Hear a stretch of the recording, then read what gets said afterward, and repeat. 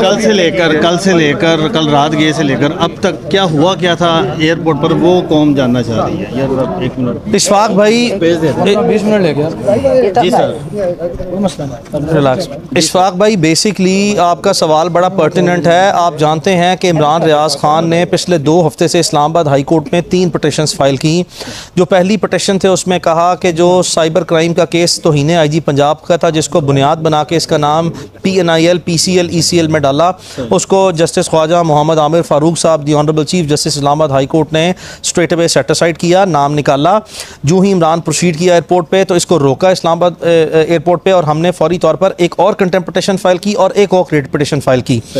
और उसमें भी स्ट्रेट अवे हमें यकीन था कि ये 2 सिनेरियोज होंगे, ये नाम निकाल के दोबारा डाला होगा, ये नाम निकाला नहीं होगा। तो दोनों में अदालत ने दोबारा फिर समाअत की और फिर यही हुआ कि नाम निकाल के दोबारा नई बुनियाद पर डाला एंटी करप्शन के मुकदमे में। अदालत ने उसको भी बड़ा काइंडली जो सा ग्रेशियसली देखा और उस पर भी नाम रिमूव कर दिया PCL से, लेकिन एक कंडीशन जो सा डाल दी कि आप सेक्रेटरी मिनिस्ट्री ऑफ इंटीरियर को जो है जाएँ और उसकी सेटिस्फेक्शन के मुताबिक आप श्योरिटी दें। उसके बाद हमने देखा कि रियासती सतह पर जो वफाकी हुकूमत है उसके हीले बहाने शुरू हो गए कि सेक्रेटरी साहब मौजूद नहीं है 4-5 दिन। मकसद इनका ये था कि उसको हज पर ना जाने दें। उसके बाद हमने intra court appeal partial order की जो है वो की कि देखें हमने कोशिश की है कि ये हम जमा कराएं श्योरिटी सिक्योरिटी, ये ले नहीं रहे तो अदालत इसको सेटिसाइड कर दे। अदालत ने फिर जो है वो कल बड़ा सख्ती से जो है वो ऑनरेबल जस्टिस मियां गुल हसन औरंगजेब साहब ने और justice Arbab Mohammad Tahir the honourable जजेस ने कल बड़ा काइंडली जो है इसको देखा और 6 घंटे अदालत जो है वो इस मसले पर 3 मरतबा लगी और फिर हुई। और 8:30 बजे रात को मोहम्मद इमरान रियाज खान को अदालत ने ऑर्डर दिया और ये वफाकी हुकूमत से खासकर सेक्रेटरी इंटीरियर से ये अंडरटेकिंग भी ली और ये उनको स्ट्रॉन्ग डायरेक्शन दी कि अब इमरान रियाज खान ने लाहौर से 3 बजे ट्रैवल करना है। देखिए मेरी इमरान को एडवाइस ये थी कि वो इस्लामाबाद से ही ट्रैवल करे, लेकिन चूंकि पाकिस्तान में हज की फ़्लाइटें जो हैं उसकी इतनी लिमिटेड सीट्स हैं कि 5 फ़्लाइटें इमरान ने वो करवाई हैं और यकीन करें उसके 10 लाख रुपए जो उनसे हैं वो इस पे खर्च हुए हैं। उसने अपनी फैमिली के साथ बेगम के साथ ट्रैवल करना था और 5 मरतबा टिकट्स कंफर्म करा के हमने कैंसिल किए, हम उन फ्लाइट्स को अवेल नहीं कर सके। तो फिर लाहौर की हमें आखिरी फ़्लाइट जो है वो हज की अवेलेबल थी जिस पे हमने ट्रैवल करना था, इस वजह से उसको लाहौर आना पड़ा चूँकि फ़्लाइट्स की दस्तियाबी थी ही नहीं। बहरहाल अदालत को एयरपोर्ट पहुंचे फिर क्या हुआ? हमें यकीन से, मैं पूरी ईमानदारी से कह रहा हूँ 100% हमें पता था कि कितने लोग वहाँ पे डिप्यूटेड हैं, उनके इरादे क्या हैं, वो क्या करना चाहते हैं।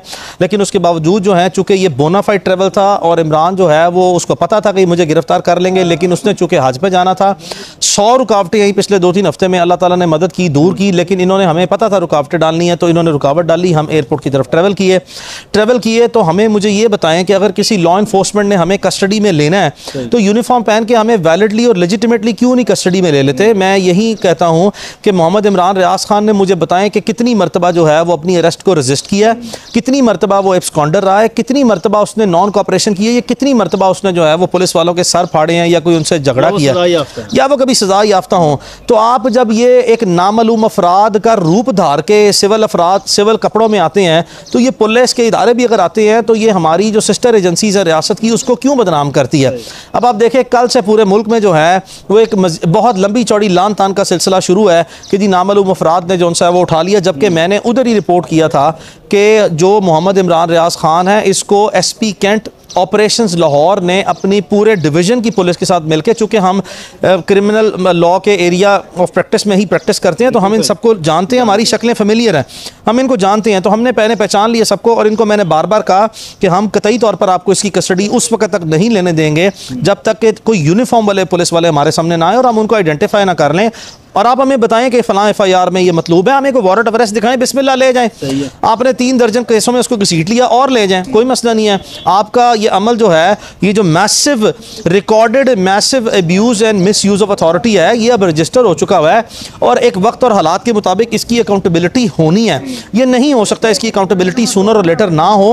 वक्त एक पहिया साइकिल घूमता है, इन्होंने बावजूद उसके एबनॉर्मली रिएक्ट किया, मेरी गाड़ी पर जो सा ईंटें मारी, एक गाड़ी के शीशे जो सा तोड़ दिए और सवेर जो सा वहाँ पे ड्रामेटाइजेशन भी तोड़ दिए। जी, गाड़ी के शीशे बाज़ाब्ता तौर पर तोड़े हैं और दूसरी गाड़ी के शीशों में क्रैक्स आ गए हैं। शदीद वहाँ पे हाथापाई तू तो मैं हुई, 7-8 शदीद ज़दोकोब किया लोगों को। मैं तो चले किसी तक खुशकिस्मती से किसी न किसी तरह जो है वो एजिटेट करता रहा और कोई ना कोई उसको काउंटर जो है वो मर्जर लेता रहा अपने आप को डिफेंड करने के लिए। लेकिन वहाँ पे 7-8 सहाफ़ियों के जो मोबाइल स्नैच किए गए हैं, ये बदमाशी, ये रियासती गुंडागर्दी, ये किस काम की है? क्या ये तमीज़ से, अदब के दायरे में, कानून के तरीके से क्या ये अरेस्ट नहीं हो सकता था? इसको करें। और ये जो अदालतों में आके आप 400 पुलिस वाले लगा देते हैं। साहब से भी मोबाइल छीनने की कोशिश की गई। जी बिल्कुल, शाकिर अवान साहब से भी मोबाइल जो है छीनने की कोशिश की गई, लेकिन ये अब चूंकि एक स्मार्ट कोर्ट रिपोर्टर हैं तो इन्होंने बड़ी मुश्किल से किसी तरह जो है वो अपने आप को खुद भी बचाया और मैनेज भी किया। बहरहाल हमने देखा कि 7-8 ऐसे लोग वहाँ पे जर्नलिस्टिक कम्युनिटी से थे, डिजिटल जो है वो जो जर्नलिस्ट है उनमें से लोग थे जिनसे मोबाइल छीने गए। नहीं सॉरी 8 ही है जी। अच्छा, ये जो लोग जिनके मोबाइल जो हैं वो छीने गए हैं, ये फिर बड़ी इनअप्रोप्रिएट किस्म का बिहेवियर है। मुझे बताएं, ये जो रियासती सतह पर 800 पुलिस वाले, 400 पुलिस वाले आते हैं, 50-50 गाड़ियां लेके, बख्तरबंद गाड़ी में उसको लेके फिर रहे हैं, ये किस लिए फिर रहे हैं? क्या ये एक अकेली गाड़ी में मोहम्मद इमरान रियाज खान एक इंस्पेक्टर या 4 कांस्टेबल्स के साथ यहाँ से नहीं जा सकता था?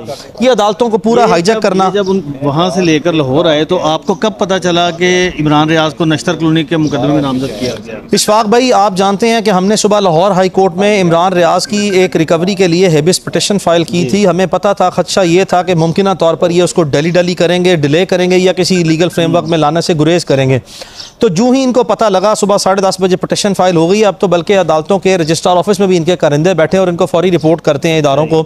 वो रिपोर्ट किया तो 12 बजे हमने देखा कि CCPO लाहौर जो है वो मूवमेंट हुई है और वो चीफ जस्टिस के पास आए और फिर हमने देखा कि यकायक जो आधे घंटे में यहाँ पे प्रॉबली हमारे जो ऑनरेबल चीफ जस्टिस हैं, जस्टिस मलिक शहजाद खान, उन्होंने बड़ी प्रोएक्टिव जो है वो जुडिशरी की जो यहाँ पे इंटेग्रिटी है उसको रीस्टोर करना किया और वो नज़र आता है कि वो एक कंक्रीट किस्म के सॉलिड मेजर्स ले रहे हैं। तो अब उनकी वो देखें ना, उसका एक जुडिशल स्क्रूटनी का या जुडिशल इनका ओवरव्यू का एक इम्पैक्ट नज़र आना शुरू हुआ है। अब उसी वक्त फिर हम हाई कोर्ट में ही थे, हमारा जस्टिस मोहम्मद अमजद रफीक साहब के पास केस लगा हुआ था 3 बजे।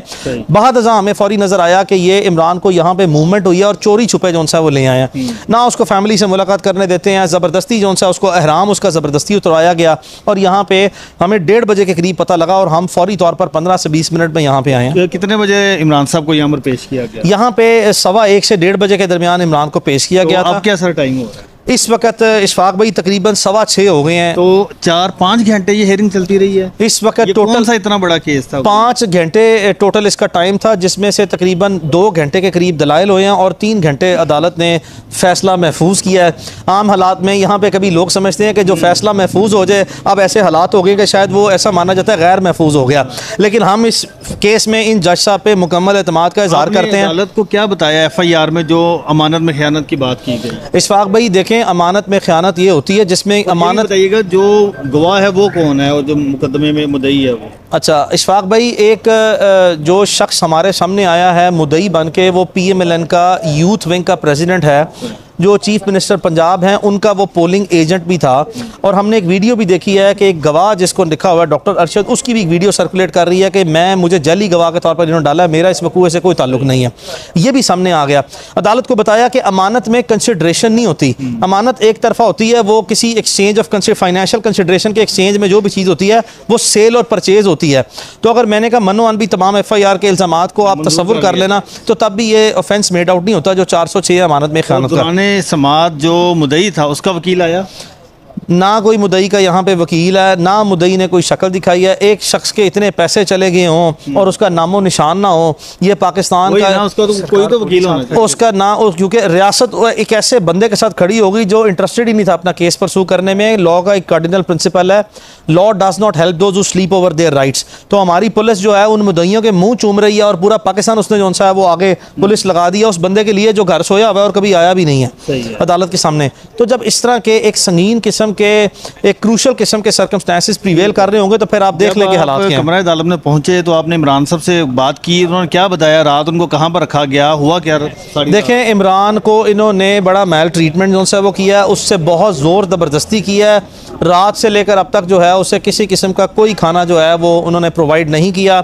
ज़बरदस्ती उसका एहराम जो सा है वो उतरवाया गया। उसने जज साहब को खुद वाज़ेह तौर पर बताया कि ये जो कारी ज़रब इन्होंने मुझे लगाई है, ये रहती ज़िंदगी तक मेरे दिल से ये बात कभी नहीं जाएगी कि इन्होंने ज़बरदस्ती करके जो है वो, मैं नहीं चाहता था कि मैं कोई ऐसे हालात पैदा करूँ जिसमें मेरे लिए जो है या इनके लिए कोई अनकंफर्टेबल सिचुएशन क्रिएट हो। तो मुझे इस हद तक मजबूर किया गया ज़ोर ज़बरदस्ती करके कि मुझे अपना एहराम जो सा है वो उतारना पड़ा और कपड़े जो सा हैं उसको चेंज करने पड़े।